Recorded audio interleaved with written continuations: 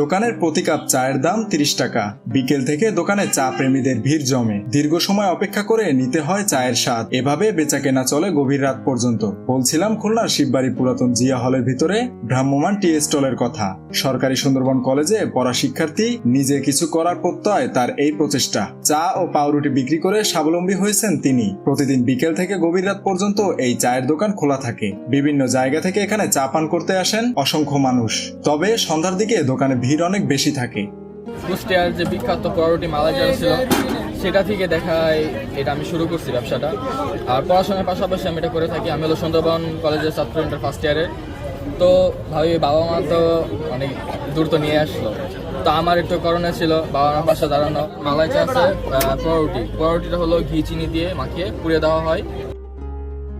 সারাদিনের ক্লান্তি শেষে একটু খোলা আকাশের নিচে তৃপ্তির স্বাদ নিতে দুপুর গড়িয়ে বিকেল থেকে তরুণ তরুণী থেকে শুরু করে নানা বয়সী নানা পেশার মানুষ, বন্ধু বান্ধব ও পরিবার নিয়ে ছুটে আসে শিববাড়ি চায়ের দোকানে। প্রায় আধা ঘন্টা অপেক্ষার পর চা প্রেমীদের হাতে আসে ঘি মাখানো পোড়ানো রুটি আর সর ভর্তি দুধ চা।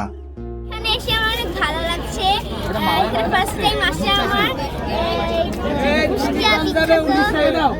মালাইচা ও পোড়া রুটি পাওয়া যাচ্ছে। এই জিনিসটা ট্রাই করার জন্য আমি অনেক এক্সাইটেড। জানি না কি হবে এখন। এটা হচ্ছে আমাদের এই খুলনা শিববাড়ি মোড়ে কুষ্টিয়ার বিখ্যাত একটা খাবার, ঘি রুটি পোড়া আর গরুর দুধের মালাইচা সরচা। এটা আসলে অত্যন্ত সুস্বাদু একটা খাবার। এটা না খেলে আসলে বোঝা যাবে না এটার মানে এত স্বাদ। আমি রেগুলারই চলে আসছি, সন্ধ্যার পরে এটা খাওয়ার জন্য রেগুলার চলে আসছি। ওনাদের চায়ের টেস্ট অনেক ভালো, আর খুলনার মধ্যে নতুন একটা ইউনিক একটা জিনিস নিয়ে আসছে। আসলে পোড়ার যেহেতু খুলনায় পাওয়া যায় না, আমরা সচরাচর দেখি, এটা আসলে ইউনিক একটা জিনিস।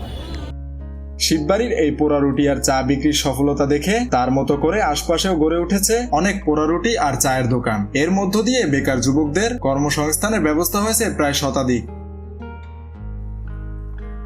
মেহেদী হাসান বাপ্পি, খুলনা গেজেট।